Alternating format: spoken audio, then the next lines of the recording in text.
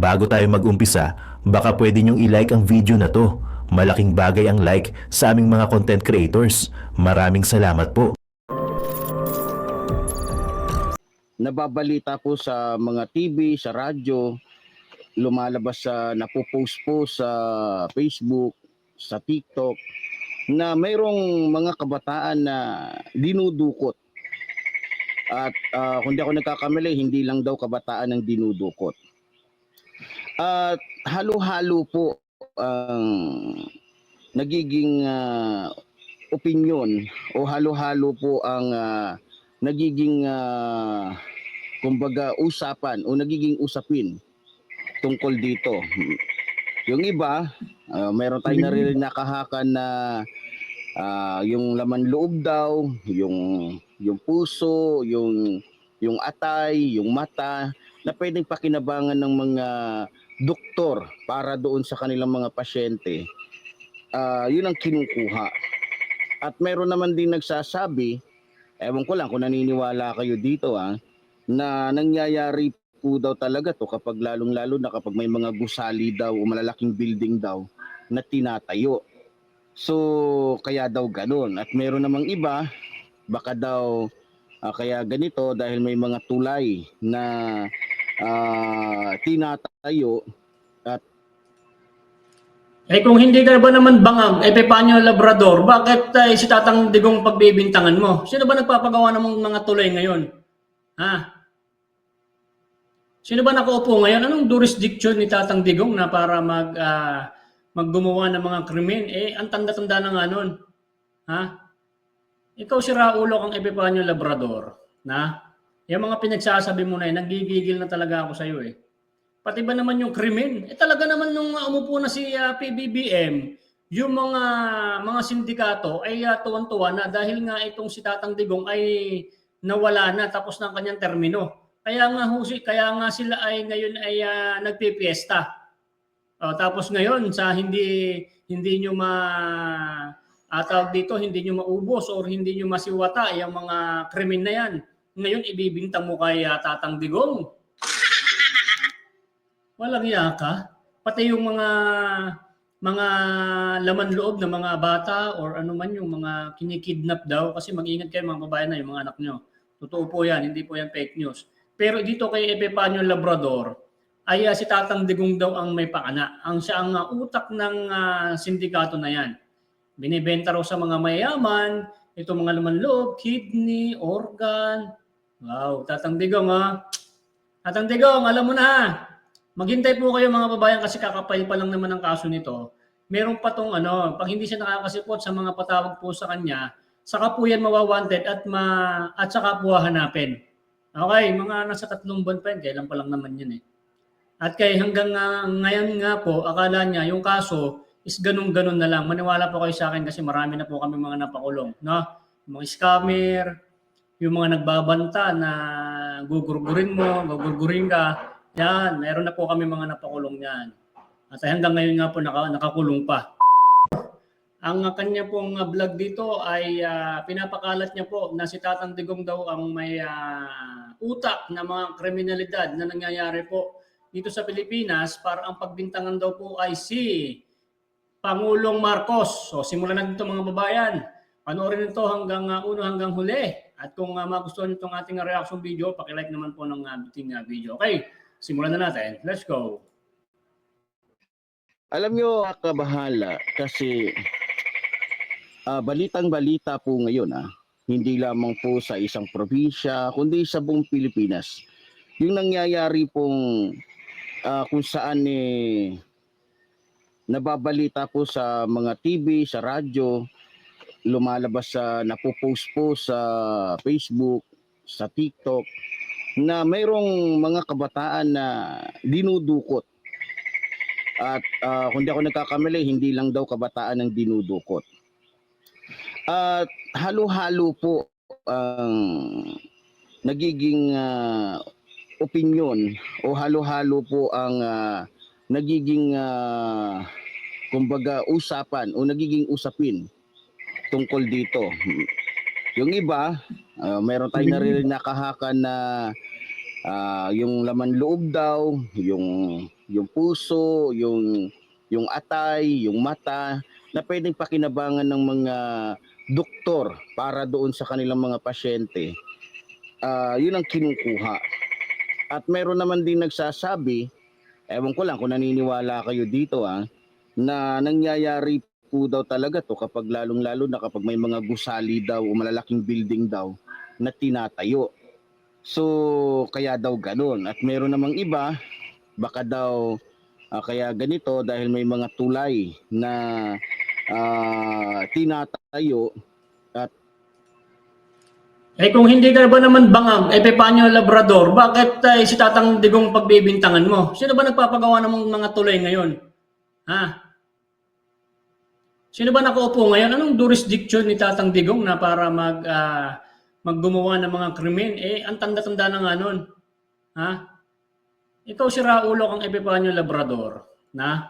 Yung mga pinagsasabi mo na nagigigil na talaga ako sa'yo Pati ba naman yung krimen? Talaga naman nung umupo na si PBBM, yung mga sindikato ay tuwan-tuwa na dahil nga itong si Tatang Digong ay nawala na tapos ng kanyang termino. Kaya nga sila ay ngayon ay nagpipiesta. Tapos ngayon sa hindi nyo tawag dito, hindi nyo maubos or hindi nyo masiwata yung mga krimen na yan. Ngayon ibibintang mo kay Tatang Digong. Walang iya ka. Pati yung mga laman loob ng mga bata or ano man yung mga kinikidnap daw kasi mag-ingat kayo mga babae na yung mga anak nyo. Totoo po yan, hindi po yan fake news. Pero dito kay Epifanio Labrador ay si Tatang Digong daw ang may pakana. Siya ang utak ng sindikato na yan. Binibenta raw sa mga mayayaman, ito mga laman loob, kidney, organ. Wow, Tatang Digong Tatang Digong, alam mo na maghintay po kayo mga babayan kasi kakapile pa lang naman ang kaso nito. Meron pa tong pag hindi siya nakakasipot sa mga patawag po sa kanya, saka po yan mawawanted at saka po hahanapin. Okay, mga nasa 3 buwan pa yan, kailan pa lang naman yun At hanggang ngayon nga po, akala niya yung kaso is ganun-ganun na lang. Maniwala po kayo sa akin kasi marami na po kami mga napakulong. No? Mga scammer, yung mga nagbabanta na gugurgurin mo, gugurgurin ka, yan, meron na po kami mga napakulong yan. At hanggang ngayon nga po nakakulong pa. Ang pagbabanta at pagbibintang, yan po ay matindi pong kaso yan, mga babayan. Hindi po yan basta-basta. Tulad ng mga sinasabi ni Epifanio Labrador na fake news at paninira dito sa ating Tatang Digong at pagmumura pati sa artista, hindi mo siya magmura. At marami daw po nagpapadala sa kanya, nagbibigay ng mga pera pero hindi naman niya pinapakita kung talagang pinapadalan siya. Ako nagpapakita, pag may nagpadala sa akin, pinapakita ko po dahil kung pinadala sa akin yon, tutulong sa mahirap, ipapakita mo yon at papakita mo sa vlog. Pero siya, parang siya lang naman yata yung sasabi may nagpapadala sa kanya para sabihin na siya po ay marami pong supporters na talaga naman ay tuwan-tuwa, no? At ay tayo po sa kanya, siya raw po ay isang sumbungan ng mga taong mga naapi. Aba, malupit ka talaga. Isa ka palang superhero walang hiya kang Epifanio kang Labrador, ha? Isa ka palang superhero. Ngayon lang namin nalaman. Ako, napaka-superhero mo pala talaga. Yung dugo ng tao, yun yung ginagawang sakripisyo para doon sa posting para maging matibay daw. So, yan po yung Ang tanong ko sa iyo, Epifanio, sino ba nagpapagawa ng tulay ngayon? Sino ba ang nakaupo? Ang tanongin mo, bakit si Tatang Digong ba yan? Isipin mo nga kung hindi ka ba nang walang utak ka, alam naman si Tatang Digong yung kukuha o manggugurgur, mangingidnap, kukunin niya yung mga dugo ng mga kinidnap niya at siya ang magsasalin ng dugo doon sa mga pinapagawang tulay. Kung hindi ka ba naman tanga, hindi naman siya ang may mga proyekto ngayon. Tingnan nyo mga kababayan, mga kapatid, tingnan nyo naman itong estilo ng pagbanat nito kay Tatang Digong. Kung hindi ka ba naman walang utak, sira ulo kang Epifanio ka, sabi ng Tatang Digong, hindi kayo punta kayo rito. Manguha kayo ng mga bata or sino man mahuli nyo dyan, kunin nyo yung dugo, isalin nyo sa mga ginagawang poste. Ay sira ulo. isa kang hangal, isa kang demonyo kang tao ka.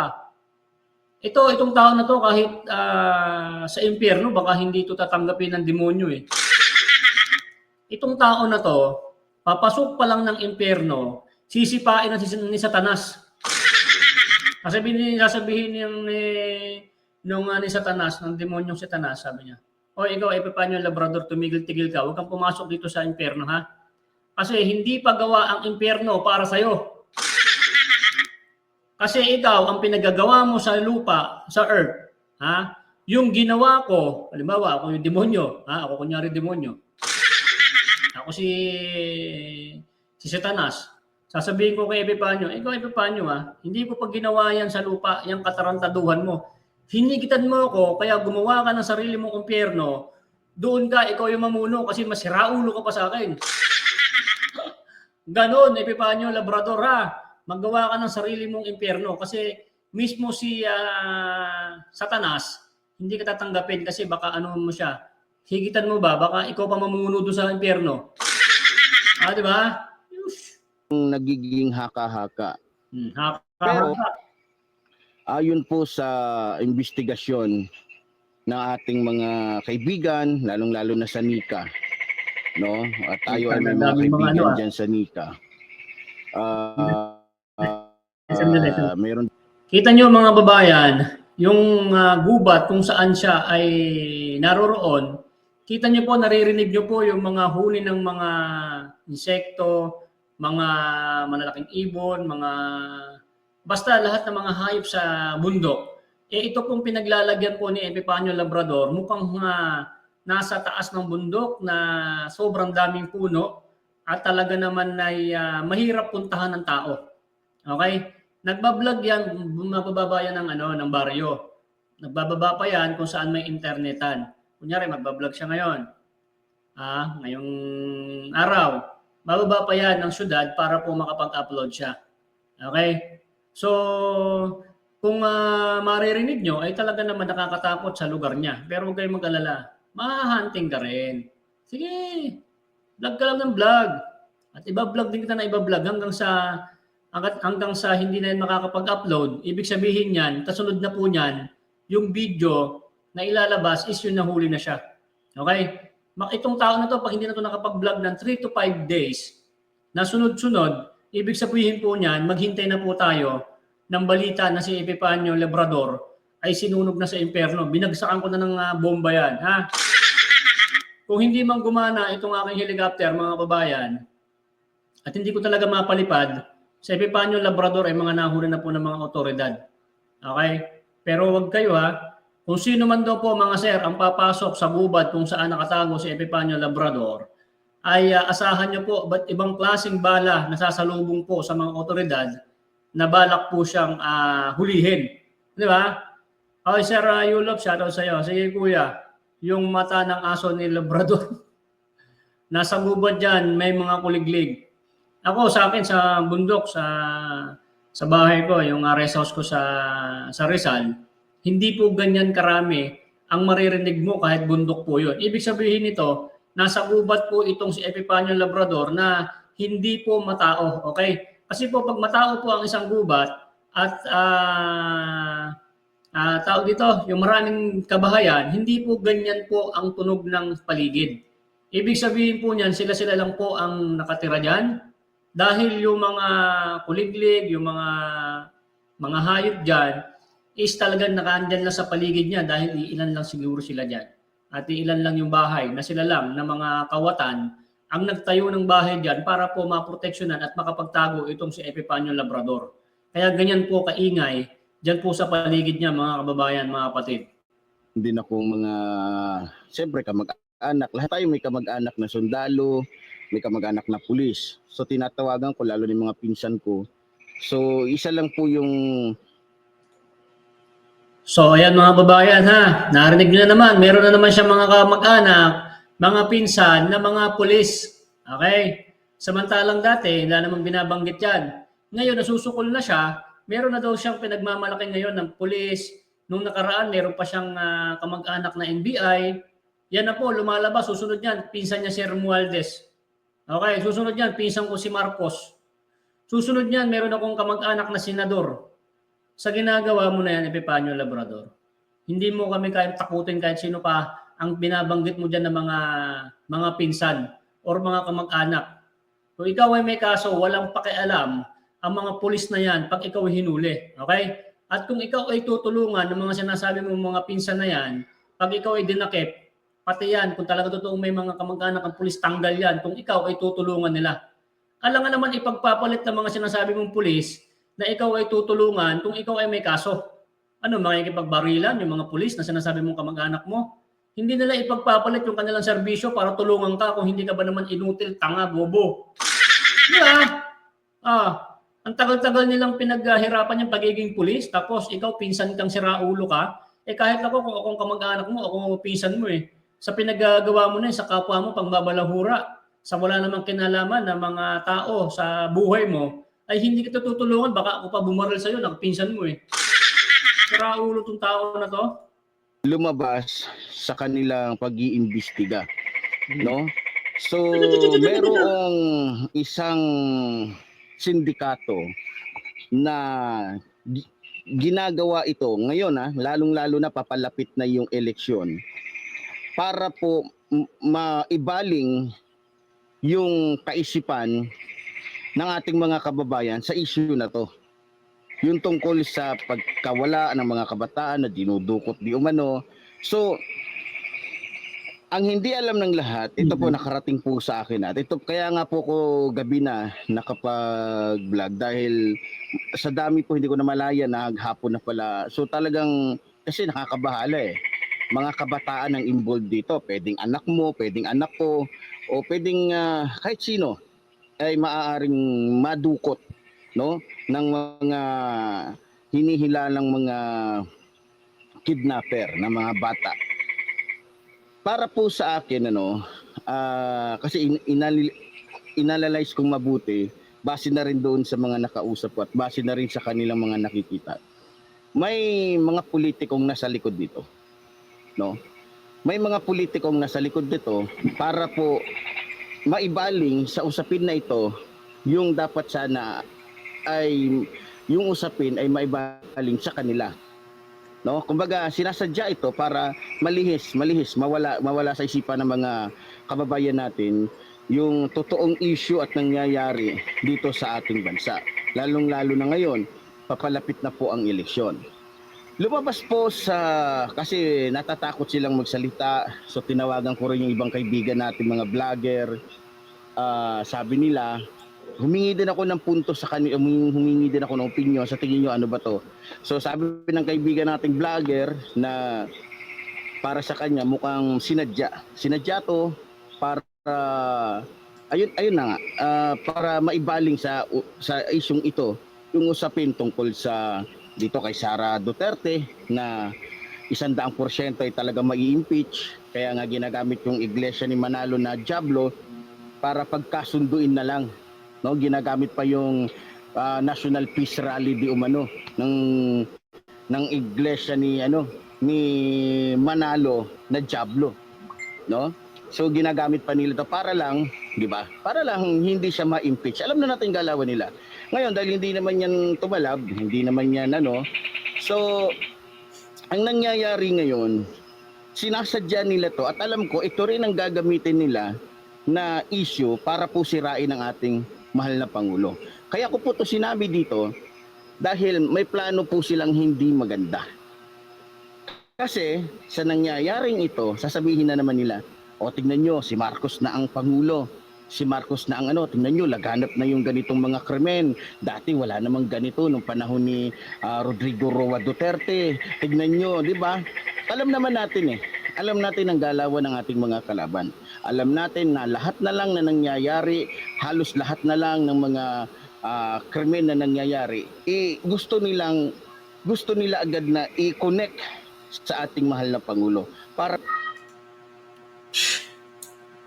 Grabe, baliw talaga itong kita nyo mga kababayan yung mga nangyayari daw ngayon, ayan for the record, ng mga kriminalidad. Ang may pakanako si Tatang Digong. Gagawa daw si Tatang Digong ng mga krimen ha? Na para ay maging may ano, yung maging isip ng tao mabaling. At ito ay puro paninira daw sa ating Pangulo ngayon na si BBM. Okay? So si Tatang Digong, ayon sa kanyang vlog, ay nag-utos ng mga tao na gumawa ng krimen. Halimbawa, ay yun na sinabi niya na pagdukot ng mga bata, pagdukot ng mga kung sino pa man, kahit sino, ay para kunin daw yung mga laman loob at ibenta sa mga mayaman, kunin yung dugo, ilagay sa mga pinapagawang tulay, yung mga poste. Tingnan niyo po yung kalokohan nitong tao talaga na to. Kaya itong tao na to, dapat ito pagka nahuli, ay masilya elektrika no? Hindi mo alam kung saan kumukuha ito ng mga detalye ng kanyang pagsasalita.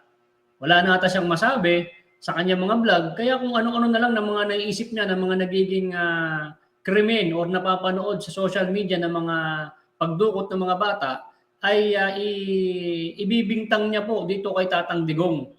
Ganun po kawalang hiya po ang tao na to. Talaga naman ay nagbalikan na rin po talaga ang mga drogista sa Pilipinas dahil nga po hindi po natututukan ng gobyerno ang pagsiwata dito sa mga tao na to dahil nga po inuuna yung pag-impeach kay Vice President, yung pagmamaritesan diyan sa may Senado. Yung mga pagpapatawag sa mga vlogger, yung mga issue about wala na wala naman tayong napapanood na para sa Pilipinas, sa pagbabago ng Pilipinas.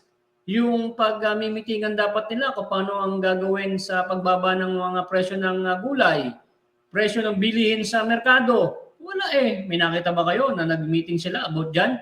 Hindi, puro impitsara kasi nga po, delikado na po sila ngayong eleksyon. At baka maari po na wala pong manalo po sa kanila, landslide. Okay, pero pagka sila ay nagsosurvey, ay bagsak po ang PDP laban.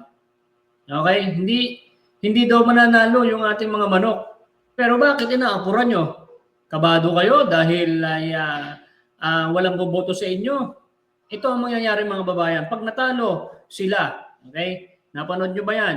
Pag daw natalo, itong mag-i-impeach ng mga senador dito kay Vice President, halimbawa nanalo na sila Team Duterte, itutuloy pa rin ang pag-impeach na naisampa dito po sa ating pangalawang Pangulo. Pero alam nyo na, syempre, pag nanalo tayo, PDP laban, kung naka-impeach si Vice President, at sasabihin niya ni Tatang Digong, magbotohan tayo sa buong Pilipinas, survey, para wala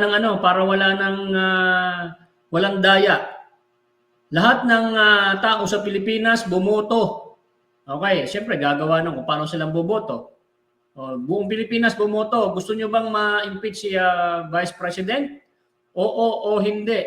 Pag sinabing hindi at mas panalo ang hindi ma-impeach, ay hindi na siya ma-impeach pero at least buong Pilipinas ang nagbotohan. Hindi yung sila-sila lang. Okay? Hindi yung sila-sila lang. Tapos pagka sinabing at nanalo sila, yung PDP laban, pag sinabing hindi na dapat impeach, mananahimik na. Tapos na ang laban. Wala nang marites sa Kongreso, wala nang mga quadcom, tricom, wala na yan. Ubus na yan kung matatalo po sila mga babayan. Kaya huwag niyo po silang iboboto. Huwag po kayong tatanggap. Kung tatanggap man kayo sa kanila, lokohin nyo rin sila, budulin nyo rin kasi binudul man tayo nila, kunin nyo yung pera na kasi pera man din natin tapos huwag na rin silang iboboto. Okay? Huwag nyo na po silang iboboto mga kababayan kasi po, hindi po matatapos ang usapin dyan sa Congress, yung quadcom na yan, hanggat sila po ang nakaupo. Dapat po ang pinag-uusapan dyan kung paano po ang gagawin sa Pilipinas na naghihirap. At lahat ng mga naging kurap, pag sila Tatang Digong, Team Duterte ang umupo, lahat po ng mga nagnakaw sa Pilipinas, ipapakulong yan at ibabalik ng Team Duterte ang death penalty sa mga kurakot sa bayan.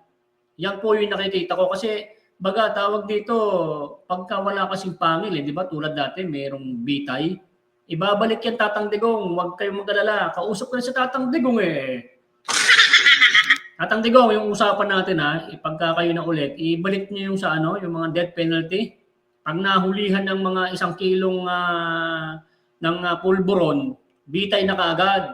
Pero pag bumaba sa 1 kilo, mga ano lang yan, mga sasampanin lang siya ng mga 1 milyon na tao.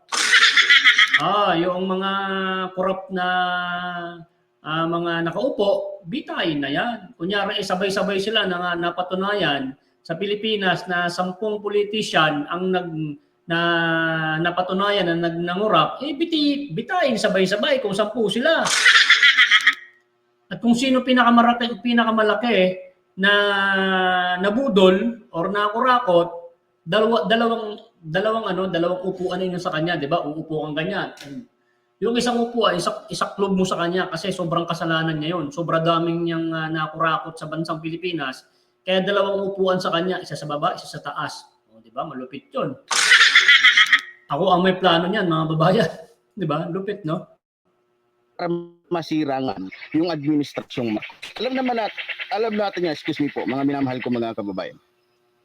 So ngayon, lumabas po sa pag-iimbestiga na ang may kagagawa nito ay walang iba kundi ang ating mga kalaban. Alam na natin kung sino ang mga kalaban natin. Lagi naman natin binabanggit dito yan eh. Lagi naman natin binabanggit dito yan kung sino yung mga kalaban natin dito. No? Sino ba ang mahigpit na kalaban ng ating mahal na Pangulong Ferdinand Marcos Jr.? So, sinasadya nila ito, gagawa sila ng ibang mga kaguluhan, gagawa sila ng ibang mga issue para maibaling doon yung usapin. Nang sa ganon, yung issue na yon palalawakin, ipapakalat, kumbaga lalagyan ng kulay, gagawa ng iba't ibang mga issue na ang dulo nito, ay mapupunta na naman sa ating mahal na Pangulo na kung saan gagamitin nila ito para sirain ang ating minamahal at minagalang na Pangulong Ferdinand Marcos.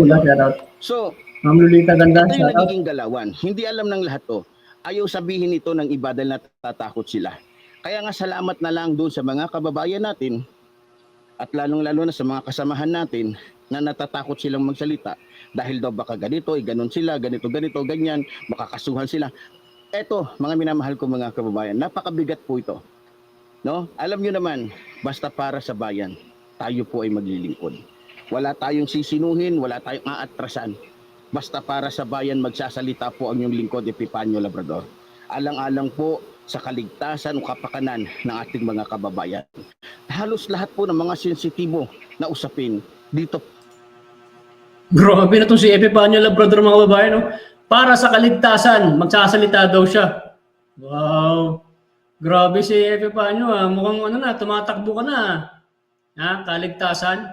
Yung kaligtasan mo nga, ligtas na ligtas ka sa bundok. Kung talagang matapang ka at wala ka talagang ginawang kasalanan, huwag ka magtago. Okay? Huwag ka dyan sa bundok, harapin mo yung mga kaso mo. Boy, Epifanio Labrador, darating yung panahon, wanted ka talaga. Na sobrang daming kasong sinampa sa'yo, walang kapatawaran yun. Hahanapin ka talaga pag lumabas ang warrant of arrest.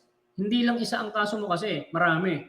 Pag lumabas ang warrant of arrest mo, Epifanio Labrador, susugurin ka na talaga dyan sa bundok. Okay? Ngayon, nakakapagsalita ka pa ngayon dyan, ay okay pa. Kasi lumalakad pa yung kaso eh. Sa mga ilang patawag na hindi ka nagpupunta, dyan na yung lalabas yung warrant of arrest mo. Tulad ng mga napakulong na. Kasi kung patuloy ka lang din magtatago dyan, patuloy ka na nakikipaglaban, dapat ipakita mo sa mga subscribers mo, sa mga supporters mo na sinasabi mo na sumusuporta sa'yo, mga pulis na mga kapinsan mo, mga kamag-anak mong pinsan, mayroon ka pang MBA na binabanggit, dapat lumabas ka. Sabi mo sa kanila, suportahan nyo ako. Bababa ako, mga kapatid. Bababa ako ng bundok, haharapin ko yung mga kaso ko, at suportahan nyo ako. Kasi napakalaki ng ebidensya ko sa aking mga pinagsasabi. Dapat ganun. Hindi yung nandiyan ka sa bundok. Sino ginagawa mong tanga? Siyempre, yung mga naniniwala sa'yo, mga tanga yung mga yan. Kung talagang pinapadalang ka, mga bobo sila, mga na-scam mo sila. May nagpapadala daw umano na 65,000, 16,000. Yung mga pinapadala daw po ng mga OFWs na sumusuporta sa kanya para daw po makakain siya sa bundok. Okay? Para makabili sila ng mga gamit nila. At ang sinasabi niya pa sa kanyang vlog ay iba't ibang klaseng bala po ang sasalubong sa mga magtatangka po na huhulihin po si Epifanio Labrador. Yan po yung mga katibayan na nasa vlog din natin at mga nasabi niya. Siyempre, alam naman mga tanga ang mga otoridad na pag ikaw ay hinanap na at ay natuntun kung nasaan ka, hindi yan basta-basta papasok. Gagapangin ka muna ng mga musang. Okay? Baka hindi na nga kayo mga putok, paano yung Labrador eh. Pag hinapang kayo ng mga musang o yung mga scout ranger, pagising nyo or nandiyan na yan mismo sa inyong tabi. Okay? Kasi kayo wala naman kayo mga training mga bobo kayo eh. Magaling ka lang sa sa pangsisindak. Pero pag ikaw ay ginapang na ng mga scout ranger diyan, ng mga musang, ay baka mag-ihi ka sa lawal mo. Yung pinapakita mong barrel diyan sa iyong vlog, ay baka hindi mo yan maiputok. Baka sakali sa iyo pa pumutok yan. Okay? Sige, tuloy ka lang. Ay, paano yung Labrador? Tuloy ka lang. Habang nagko-content ka, i-content kita. Kasi aabangan namin, mga babayan, 3 hanggang 5 na hindi na nakapag-upload si Epipanyo Labrador. Asahan nyo, kasunod na vlog natin, yung nahuli na po siya. Yun na po yung susunod na balita natin. Okay, Sir Gerald Tan, shoutout na baka iba't ibang klaseng etouch niya ito. Arako. Po, tinatanggap natin lahat. Yung hindi kayang ibulgar ng ibang mga komentarista, yung mga natatakot na kasuhan, yung natatakot na makulong, natatakot ipapatay, ayaw nila. Kaya ito po ang nagiging takbuhan nila. Itong ating programang Reaksyon Mo, Birrada Ko. So sa madaling salita po, didirektahin ko na po kayo. Kung ano man ang lalabas ngayon ng mga issue, kaguluhan, at iba pa, 100% po na ang may kagagawan yan ay walang iba, kundi ang ating mga mahihigpit na kalaban. Wala nang iba. 100% po, walang ibang makakagawa niyan. Walang ibang gagawa niyan at walang ibang may kapasidad na gumawa niyan, kundi yung ating mga kalaban.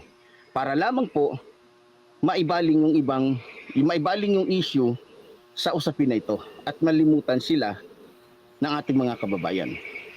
Pero, sa totoo lang, ito pa, gusto kong sabihin sa inyo. Kaya nangyayari ito dahil habang papalapit po ng papalapit ang tinatawag natin na eleksyon, ilang buwan na lang, Mayo, di ba? Kung di ako nagkakamali. Ilang buwan na lang.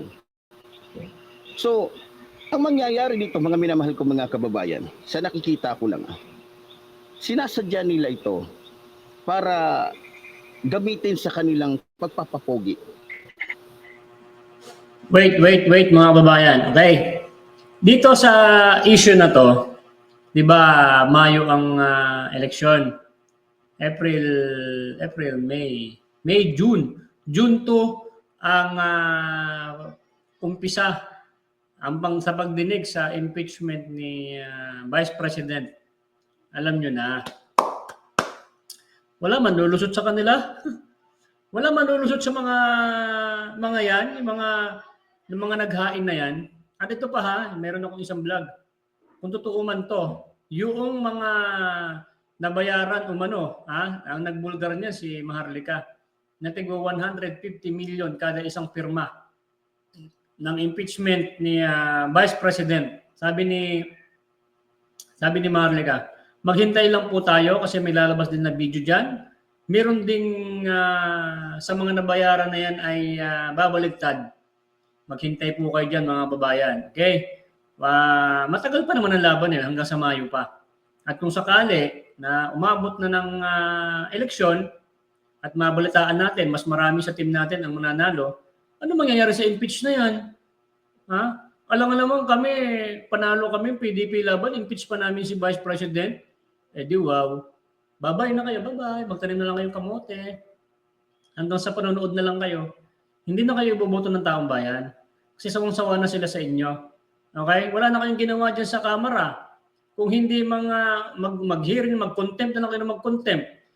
Ni yung usapin sa kahirapan ng taong bayan dito sa Pilipinas, hindi na nga namin makita yan sa inyong mga session. Pagbukas namin ng mga cellphone namin, ang usapan, mga ganyan. Di ba? Sawang-sawa na kami dyan, mga sir, mga ma'am. Kaya asa pa ba kayo? Mananalo kayo? Di wow. Pagtapos ng Mayo, eleksyon, June 2, nakababa na kayo, wala na kayo sa pwesto, umuwi na kayo sa inyong mga bahay. At susunod na kayong kasuhan. At para kayo ay maimbestigahan sa mga nawawalang pondo ng mga taong bayan, susunod naman kayo ang makukulong. Tulad ni Dilima, o, di ba? Ibabalik ulit sa kulungan yan. Si Franz Castro, guilty man yan, bakit nakakawala pa rin? Hoy, Franz Castro, may vlog ako sa'yo susunod. Franz Castro, meron akong susunod na vlog sa'yo. Nagmamadali ka. O, hintayin niyo po yung vlog ko susunod kay Castro, Banatan natin si Franz Castro. Di ba? Pogi. Siyempre, gagawa sila ng mga issue, tapos pupunta sila sa isang lugar, magsasalita, sasabihin, tignan ninyo. Malaki ang pagkakaiba nung panahon ng demonyong dating administrasyon. Charot Diba? kaya, brother. Sa administrasyon ngayon na sinasabi nilang bangag daw ang ating minamahal at ginagalang na Pangulong Ferdinand Marcos Jr. Di ba? Ginagamit nila to.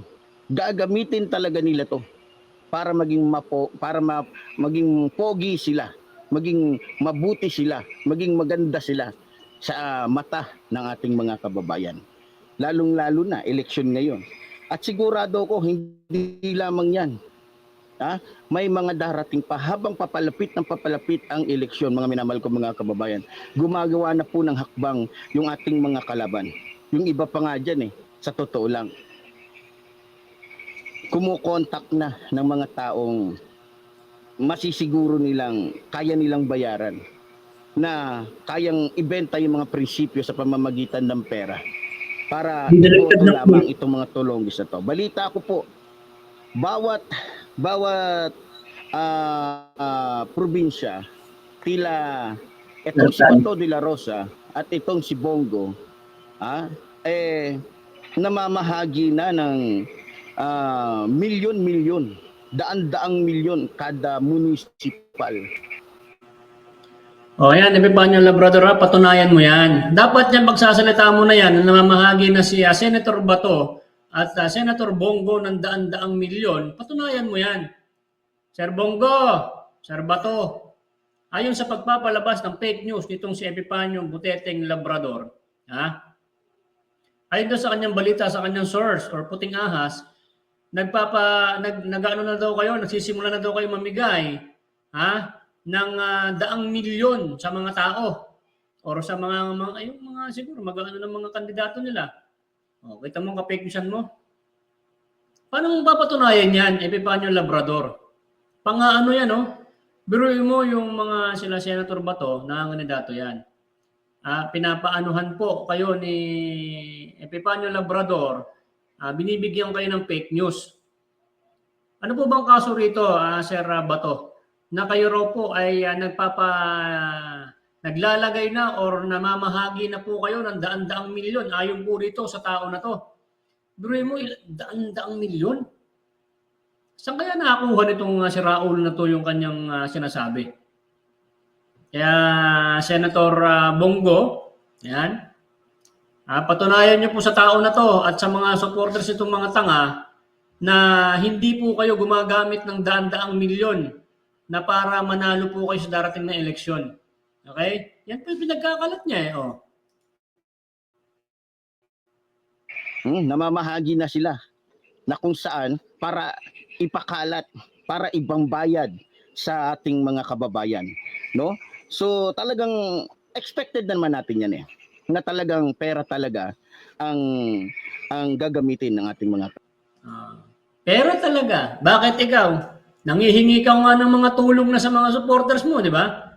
Kung totoo na nakabudol ka na at meron kang pinapasalamatan diyan sa vlog mo na nagbibigay ng 65,000, meron pang umabot ng 80,000, 16,000, so ginagamit mo yung YouTube channel mo na para kaawaan ka ng mga gustong sumuporta sa'yo sa pagbanat mo sa Iglesia ni Cristo, sa pagmumura mo sa mga iba't ibang kinagagalang na mga tao, tulad ni Philip Salvador, Robin Padilla, kung paano mo sila pagmumurahin at kung paano mo alipustahin. At kayo naman mga tanga kayo ng mga supporters, kung totoo man, na nagpapadala po kayo sa tao dito, nagpapabudol lang po kayo. Okay? Yan ba yung klaseng tao na gusto niyong suportahan na pinapadala niyo umano sa inyo ng pera? Pero sa akin, hindi ako pananiniwala na pinapadala niyo ng pera itong tao na to kasi wala man siya pinapakita eh. Madaling magbanggit ng pangalan na nagpadala umano ng ganito, 65,000, 16,000, mga ganyan pera, marami. Kung pinapakita niya ang pera niya, meron bang pinakita yung pera? Kasi hindi ko nakita eh. Alam ko parang may pinakita yata eh. Kung may pinakita, hindi na nabudol mo yung mga taong bayan na naniniwala sa'yo. Ginamit mo yung paninira mo, pagbibigay mo ng fake news sa iba't ibang tao para ay maging daan yung pagbibigay mo ng fake news na pinaniwalaan ka naman ng mga tanga mo, ng mga subscribers at mga naniniwala sa'yo, ay dina-scam mo sila. Ikaw ang totoong budol, si Raulo. Ikaw, Epipanyo, ang totoong budol at si Raulo. Kaya nga ikaw, hindi ka tatanggapin ni Lucifer sa dagat-dagatang apoy. Sasabihin ni Lucifer, gumawa ka ng sarili mong sementeryo. Gumawa ka ng sarili mong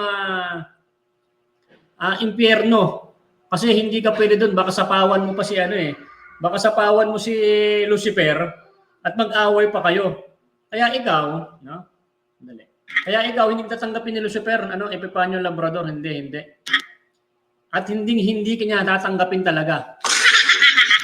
Dahil sa mga pinaggagawa mo na yan dito sa lupa, ay gumawa ka ng sarili mong impyerno.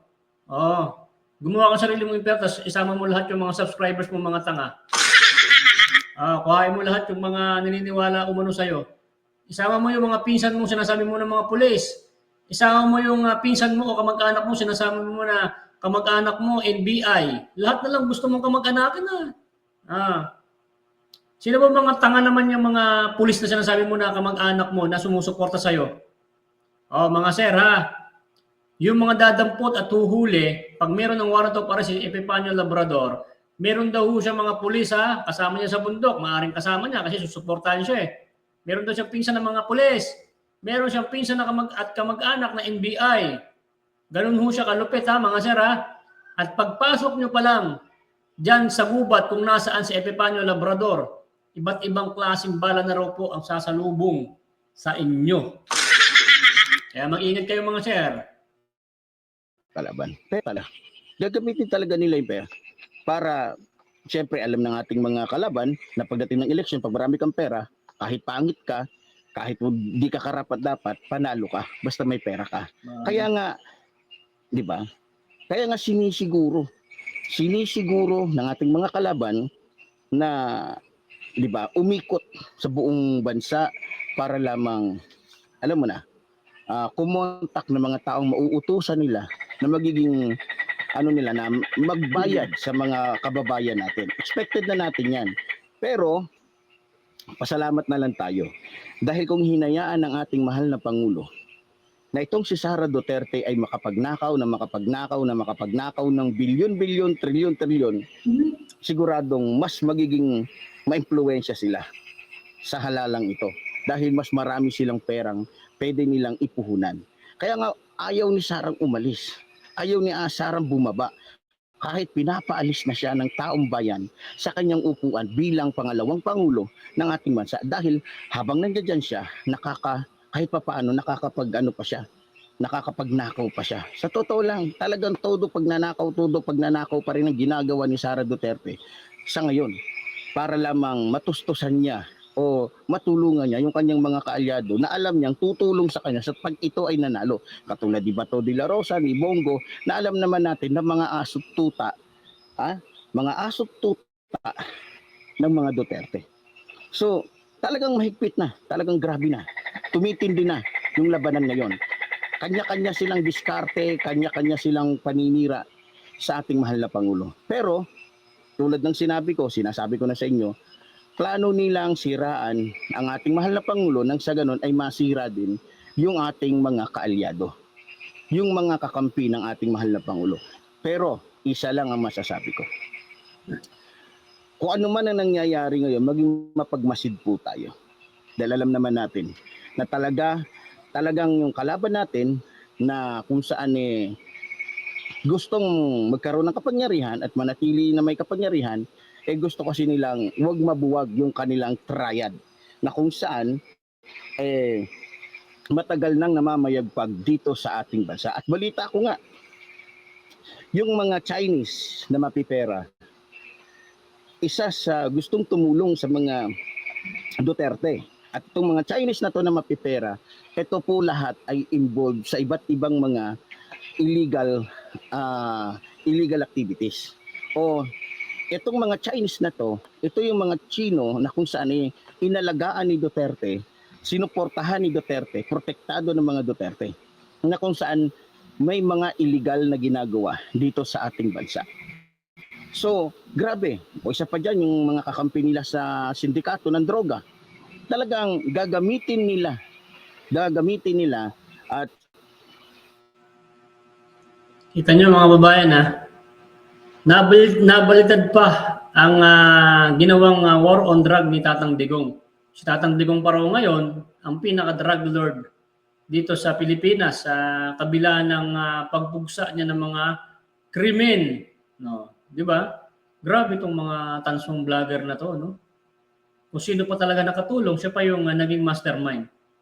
So yan mga babayan, bayaan nyo na yan. Yan na lang talaga ang gusto palawasin ng tao na to. So ayan nyo, hanggat nandyan yan, hindi ko man titigilan yan. Pagka ito ay tumigil na, hindi ko na ito i-content kasi mga babayan, inumpisa ko na itong si Epifanio Labrador na to kasi maraming naghahantay rin ng video niyan at marami nang gigigil, no? Dynamic Force PH, puro invento lang pinagsasabi nito, dapat huntingin na to. Sir Dynamic kasi wala pa yung warrant of arrest nito. Nakapasok pa lang ng mga kaso nito. Tulad ng mga, meron kasi ako, sabihin ko sa inyo, sabihin ko sa lugar, merong mga nagbanta sa tropa na kahit yung tropa na yun, kayang-kaya naman talaga kasi mga pipitsugin lang naman yun. Mga nakainom, may mga kargara na sila, may hindi na daw makakapunta ron, at ganito, sinampahan ng kaso. Hanggang sa hindi sila umattend, umabot ng 2 buwan, hindi na umattend sa mga hearing, sinampa na sa taas, ayun pa rin, hindi pa rin pumunta. Bigla natutulog po sila mga babayan. Meron lang, nung nakaraang araw lang, ay madaling araw, dinampot sila. Ay nakakulong. Hindi po yan fake news mga babayan. Hindi lang pwedeng sabihin ito kasi hindi ko naman issue. Pero kasama rin ako doon. Pero ngayon, naghihima sila ng rehas, yun ang hihintayin mo, Epifanio Labrador. Kasi ikaw wala ka yatang alam sa mga kaso-kaso eh. Pero I think may alam to sa kaso dahil nagtatago na nga siya eh. Dahil yung mga pinagsasabi niya po mga babayan, ay wala pong katotohanan kaya po siya ay nagtatago. Kung itong tao na to ay hindi nagsisinungaling at hindi siya fake news sa pagbibintang niya sa Iglesia ni Cristo, sa mga kapatid at kay dito kay Tatang Digong, kay Vice President, kay Senator Marcoleta, ay hindi po ito magtatago diyan sa bundok kung nasaan siya napakaingay po ng mga insekto at mga laman lupa. Laman lupa ba yun? Di ba? Kasi kung matibay din yung kanyang mga paninindigan at meron siyang ebidensya, hindi po siya pupunta diyan. At paano yung Labrador, no? Huwag kang mag-alala, hindi ganoon ang Iglesia ni Cristo na para burburin ka. Kasi pagka ikaw ay ginurgor, hindi ka man namin makikita. Hindi ka naman namin masisilayan. Kasi kung diyan ka lang, sa ibabaong ka lang diyan, di hindi ka namin nakita. Di ba? Hindi ka namin masisilayan. Kaya gusto ko namin, makulong ka at makita ka namin na naghihimas ka ng rehas. Tapos doon ka magyabang sa kulungan, at doon mo pagbubugbugin yung mga kasama mo na mga nakakulong. Tingnan natin kung hanggang saan talaga ang tapang mo. At ihanda mo doon sa kulungan yung puwit mo, ha? At lilinisan nila yung puwit mo na yan, kaya mag-iingat ka. Kaya ngayon mga babayan, hindi pa naman umaabot ng buwan, medyo matagal-tagal pa yan. So maghintay tayo, kaya nga po bumabanat pa rin to. So sabi ko nga po sa inyo, 3 to 5 days or 1 linggo na hindi na po makapag-vlog itong si Epifanio Labrador, asahan niyo po yung kasunod na vlog natin o yung balita natin sa inyo ay nakakulong na po itong si Epifanio Labrador. Okay? So hanggang na lang po itong ating live mga babayan at pinakita ko sa inyo, pinagbintangan niya po si Tatang Digong.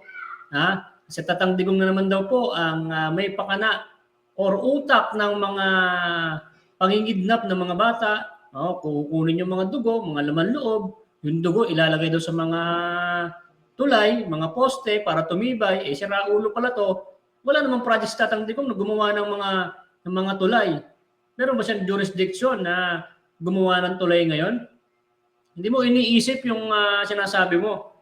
Ikaw tong napakalaki ng ulo mo nang wala namang utak, kung makapagsalita ka, ay talagang wagas. So yan, pinapakita ko lang po sa video na to mga babayan. Alam ko maraming nagagalit sa kanya. Marami nang gigigil pero wag po kayong manggigil. Okay, bayaan nyo, ako na lang manggigil. Kasi mga babayan, hintay na lang po natin, mas maganda po yung kaso po ay lumabas yung warrant of arrest. I think hindi po siya uma-attend sa mga hearing kasi kaya nga po andyan sa bundok. Ibig sabihin niya nagtatago na siya at ay aabangan na lang niya yung kanyang warrant of arrest at ay kahit daw po magkaroon ng warrant of arrest, sabi niya, ay wag siyang huntingin kasi at iba't ibang bala daw po ang sasalubong sa posibleng hahunting sa kanya at may huhulihin siya. Mga sir, marami nagpapadala may mga kamag-anak na NBI, police, di sumama kayo sa tao na yan.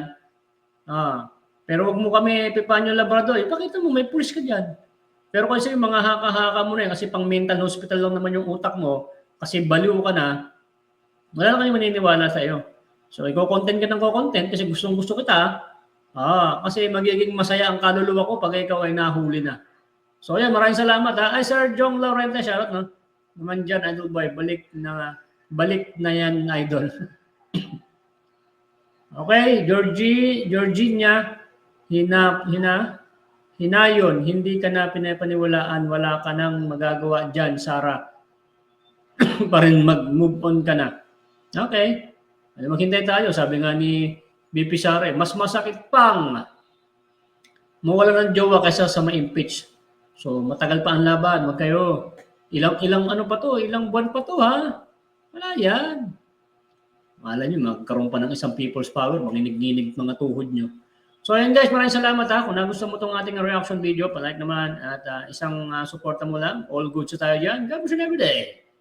Rowella, ito may humabol pa. Rowella Luciano, sige nga kung totoo yan, nagsasabi mo. Okay. So guys, maraming salamat. God bless you every day. Bye-bye. Wala tayong presidente, kung meron man, bobo. Tapos yung politika, ginawang negosyo. Yung mga tao, niloko, sila yung magkakasosyo. Sama-sama silang babangon muli para maging milyonaryo. Sama-sama tayo babago muli para maging milyonaryo.